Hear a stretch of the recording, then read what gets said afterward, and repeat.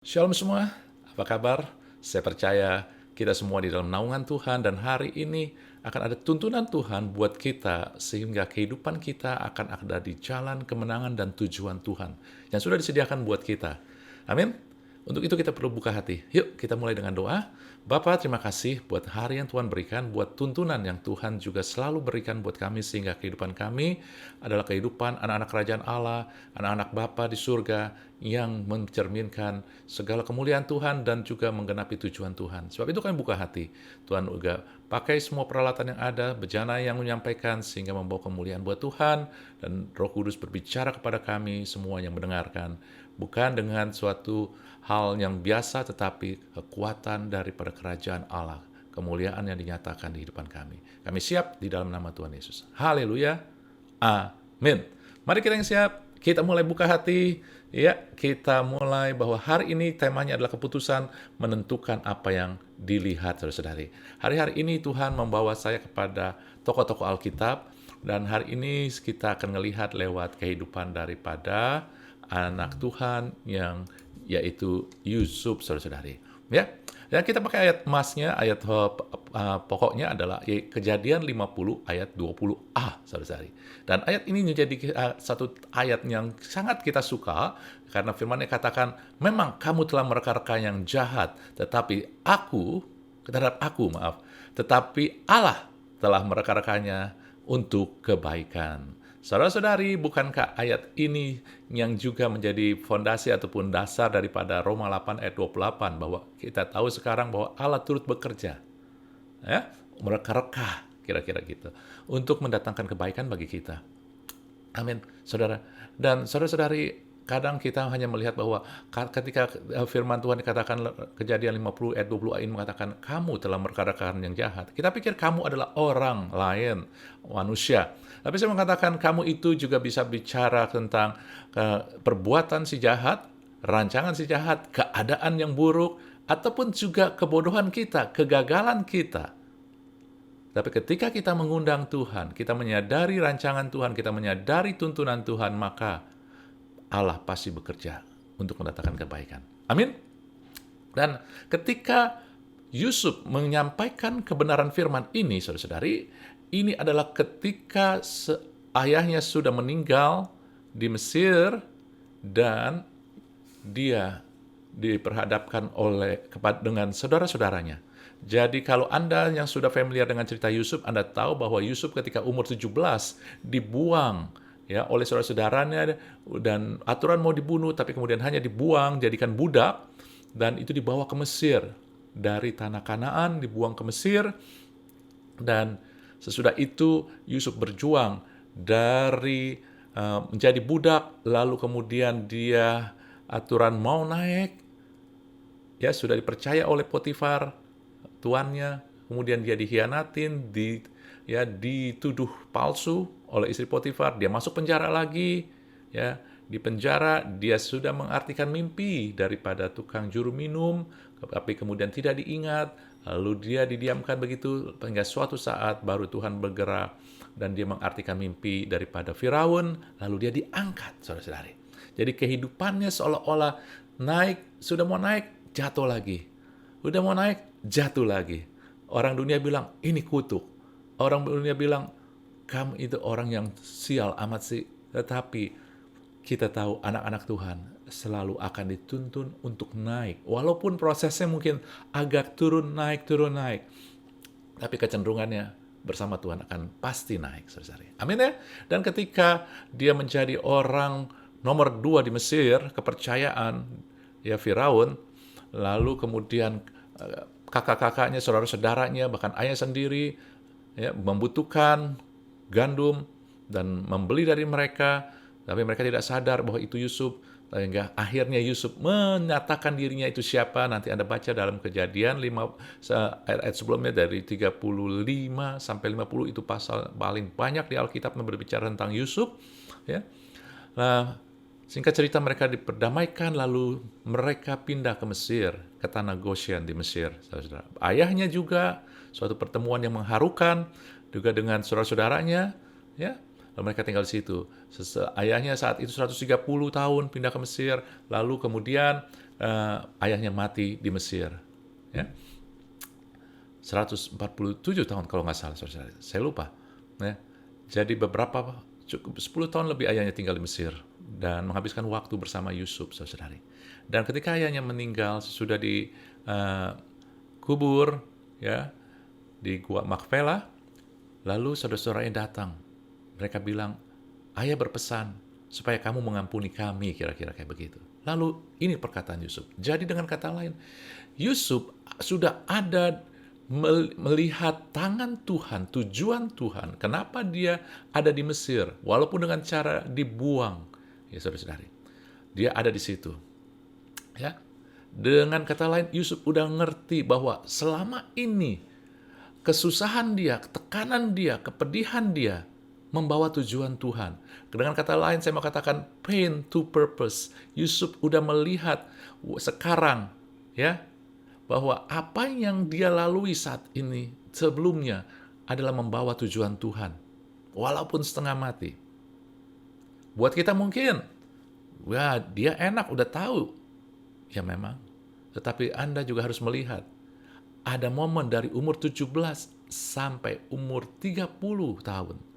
Yusuf berjalan dalam ketidaktahuan apa yang sedang terjadi dalam hidupnya. Tetapi disitulah kita melihat bahwa Yusuf mengambil keputusan-keputusan yang tepat yang akhirnya menentukan apa yang dia lihat, saudara-saudari. Amin. Jadi keputusan-keputusan Yusuf yang tepat inilah yang menentukan apa yang Yusuf lihat. Nah, oleh sebab itu kita mau belajar, saudara-saudara. Bagaimana sih dia mengambil keputusan yang tepat sehingga itu bisa kita aplikasikan? Karena kita ini banyak dari kita belum melihat tujuan Tuhan, rencana Tuhan yang terbaik buat kita. Amin ya. Oleh sebab itu, yuk kita belajar dari kehidupan Yusuf, bagaimana Yusuf mengambil suatu rangkaian keputusan yang tepat sehingga menempatkan dia di posisi yang Tuhan telah sediakan. Saudara-saudari, saudari, Anda harus lihat tadi bahwa ketika dikatakan, ya, aku telah, ayat 20, memang kamu telah merekarkan yang jahat terhadap aku, tapi Allah telah merekarkan untuk kebaikan. Saudara, memang ayat ini enak kalau di ngomong. Tetapi Anda harus tahu, Anda lihat, tahukah Anda bahwa ayat ini diapit dua ayat 19 dan ayat 21. Dan inilah yang menopang dari ayat 20. Inilah yang menopang bahwa Tuhan akan merekarkan kebaikan. Tetapi ini kita harus melihat dua ayat ini yang mengapit. Kejadian 50 ayat 19, saudara-saudari, maaf, ini harusnya ayat 19. Yusuf berkata kepada mereka, begini, ya, ayat 19. Tapi Yusuf berkata kepada mereka, jangan takut, aku inikah pengganti Allah? Saudara-saudari, dengan kata lain, Yusuf mengatakan dia bukan Allah. Bagi sebagian banyak orang bahwa ketika Yusuf berkata ini bicara dia nggak mau menghukum. Penghukum adalah milik Allah. Amin, benar. Tetapi juga ada bagian lain yang menempatkan Allah sebagai Allah. Dan sebagai Allah, posisi Allah, itu dia layak, dia menentukan, dia layak dan dia boleh melakukan keputusan-keputusannya. Contohnya saudara-saudara, kalau Allah itu adalah Allah pencipta segala sesuatu, maka keputusan dialah ya, layak ataupun keputusan dia itu tepat ketika dia mengatakan jadilah terang. Amin saudara-saudari. Ketika Allah sebagai posisinya adalah pencipta, maka dia layak mengatur segala sesuatu yang diciptakannya. Betul begitu, saudara? Dan itulah. Dan kita manusia, saudara-saudari, bukan Allah. Bukan posisi kita untuk menentukan keputusan. Tetapi keputusan kita lah yang menentukan posisi dari Allah. Ini kita. Ini jadi artinya Yusuf mengatakan, ya firman Tuhan, dengan kata lain, firman Tuhan mengatakan, saya manusia, oleh sebab itu saya bukan Allah. Kalau Allah, posisi saya akan menentukan keputusan saya. Tapi sebagai manusia, keputusan saya lah yang menentukan posisi yang saya terima dari Allah, saudara-saudari. Amin. Dengan kata lain, Yusuf mengakui kedaulatan Allah dan mengambil sikap berserah. Tuhan, engkau yang atur semuanya. Dan engkau berdaulat. Dan inilah ketika Yusuf mengatakan, firman Allah mengatakan, aku pengganti Allah. Dia mengakui kedaulatan Allah, siapa Allah, dan dia mengambil sikap, dia mau berserah di hadapan Allah. Jadi saudara-saudari, untuk mengambil rangkaian keputusan yang tepat, Anda dan saya perlu mengakui kedaulatan Allah. Dialah yang pegang kendali, dialah yang harus ditinggikan, dimuliakan, dia yang harus menjadi pusat. Oleh itu, sebab itu kita harus mengambil sikap. Saya percaya, saya berserah kepada kedaulatan Allah. Ketika Anda berserah, saudara-saudari, bukan berarti Anda menyerah. Ketika Anda berserah, justru Anda mendapatkan sandaran di dalam Yesus, di dalam Tuhan. Anda berserah berarti Anda mau menyandarkan diri kepada Tuhan. Sehingga Anda mendapatkan kekuatan, Anda mendapatkan penghiburan, Anda mendapatkan pertolongan hanya dari Tuhan. Itulah tanda berserah. Berserah bukan berarti kita tidak berbuat apa-apa. Anda melihat ketika berserah, Yusuf mempercayai Tuhan bahwa hal yang buruk ini bukan dari Tuhan. Hal yang buruk ini sementara. Bahwa Allah punya rancangan yang baik. Bahwa Allah itu baik. Sebab itu dia berserah kepada rancangan Tuhan yang baik walaupun dia tidak melihat. Dan oleh sebab itulah dia tetap bersemangat memberi yang terbaik sehingga dia selalu menjadi excellent. Ditempatkan dimanapun juga, saudara-saudari. Amin. Jadi inilah sikap orang percaya. Benar kita anak Allah posisi kita. Tapi bukan berarti ketika kita sebagai anak Allah kita nggak bertindak apa-apa. Ketika sebagai anak Allah, kita baru bisa bertindak sebagai anak Allah ketika kita bersandar sama Tuhan. Kita memiliki hubungan dengan Tuhan sebagai Allah Bapa kita. Oleh sebab itu, saudara-saudari, kita butuh memiliki sikap berserah, berhubungan dengan Tuhan. Sehingga kita dapat kekuatan dari Dia. Amin. Nah, sekarang kita lanjut kepada ayat 21, saudara-saudari, yang mengapitnya. Dikatakan ayat 21, jadi jangan takut, aku akan menanggung makanmu dan makan anak-anakmu. Demikian ia menghiburkan mereka dan menenangkan hati mereka dengan perkataannya. Apa maknanya? Saudara-saudari, ingat, saudara-saudarinya ini ketakutan kalau bapaknya sekarang sudah meninggal, yang Yusuf akan balas dendam. Dulu dia nggak balas dendam, berlaku baik buat mereka karena ada bapaknya aja. Mereka takut begitu. Maka mereka bilang, ya, dulu bapak berpesan, gitu, ya. Bapak berpesan supaya jangan berlaku jahat kepada kami, ampuni dosa kami, kesalahan kami, ya. Tetapi Yusuf berkata, jangan takut, aku akan menanggung makananmu. Dia bilang, aku nggak akan hukum kamu, aku nggak akan berlaku buruk kepada kalian, tapi justru aku akan menanggung makanmu dan anak-anakmu juga. Yusuf bertindak benar terlepas apa yang diperbuat saudara-saudaranya. Ini adalah saudara-saudaranya yang membuang dia, saudara-saudari. Anda tahu bagaimana dia sakit hati. Bukan sakit hati, bagaimana ketika dia dibuang, firman Tuhan mengatakan Yusuf itu meminta belas kasih dari saudara-saudaranya, tapi saudara yang nggak dengar, saudara. Luar biasa penderitaan berat yang Yusuf alami.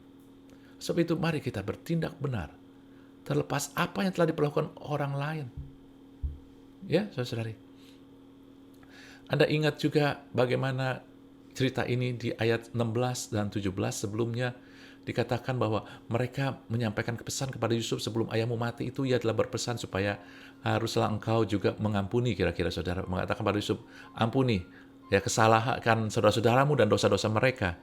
Saudara, Anda tahu bahwa Bapak Yusuf hidup bersama Yusuf di Mesir beberapa tahun, 10 tahun lebih. Jadi kalau ada pesan itu pasti bapaknya sampaikan kepada Yusuf secara langsung.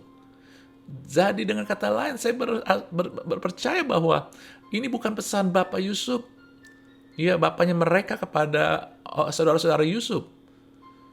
Kalau mau pesan juga langsung. Tetapi ini karena mereka takut. Dengan kata lain, motivasi mereka masing tidak beres. Dulu mereka sudah mengkhianati, melukai Yusuf. Sekarang pun juga bertindak enggak benar.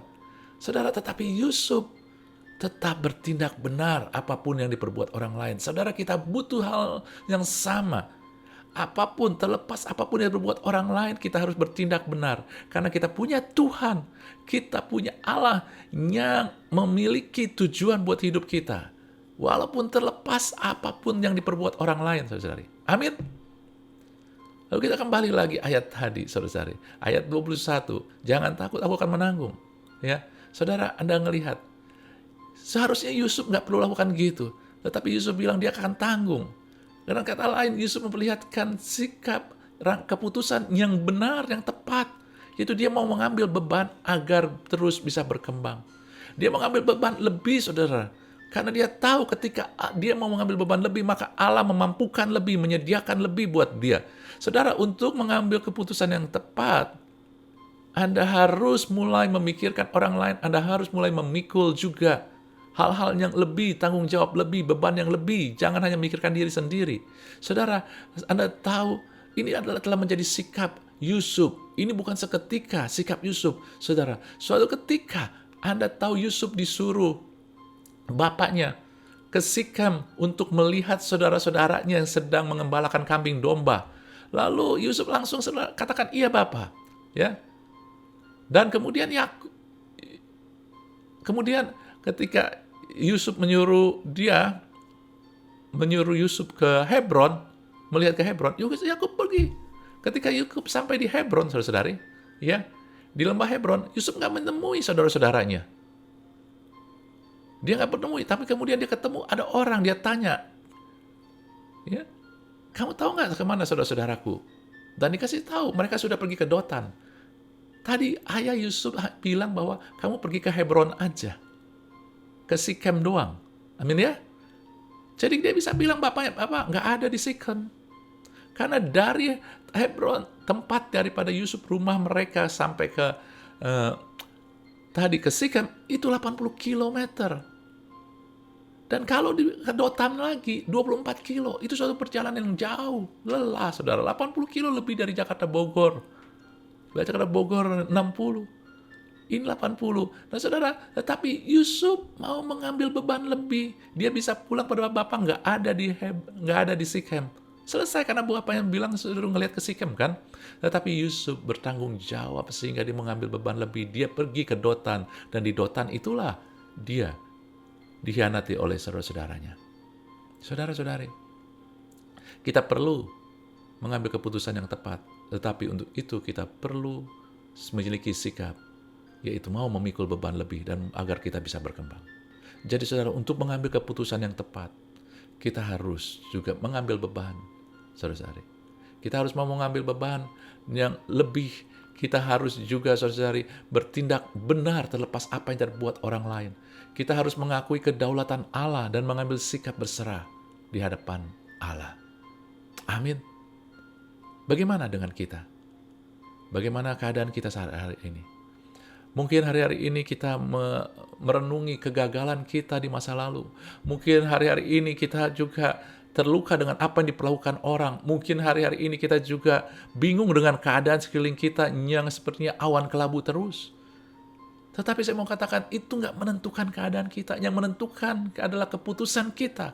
Keputusan yang mau mengatakan, Tuhan, Engkau Allah. Keputusanmu lah. Bahwa tujuanmu lah dalam hidup saya yang menentukan keberhasilan. Tujuanmu adalah kemenangan. Tujuanmu karena Engkau sudah bayar di atas kayu salib bahwa saya hidup berkemenangan, hidup di dalam tujuanmu, masa depan penuh harapan. Dan keputusan sayalah yang menentukan. Oleh sebab itu kita menggunakan darah Yesus atas kehidupan kita. Darah yang telah membayar setiap rancangan rencana Tuhan untuk saya memiliki masa depan. Sebab itu apa yang saya alami saat ini adalah proses belum akhir. Dan di dalam proses inilah saya mau menikmati keputusan-keputusan yang benar. Mau menikmati Engkau sehingga saya bisa mengambil keputusan yang benar. Saudara-saudari, Tuhan akan mengangkat kita pada waktunya ketika bejana ini siap, saudari.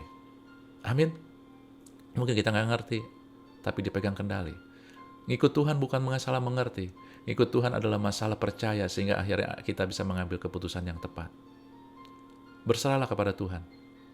Jangan tuntut orang lain dulu. Tetapi mulailah dengan diri kita. Tanda bahwa Anda berserah, Anda tidak menuntut orang lain, tapi Anda mulai dengan diri kita. Anda mulai memegang, mengikuti proses yang Tuhan izinkan terjadi dalam kehidupan kita. Dan kita nggak perlu terobsesi dengan hasil akhirnya. Hasil akhir adalah sudah suatu kepastian karena Yesus sudah bayar. Amin. Kita nggak bisa kontrol segala sesuatu, tetapi kita bisa menentukan keputusan kita. Amin, saudara.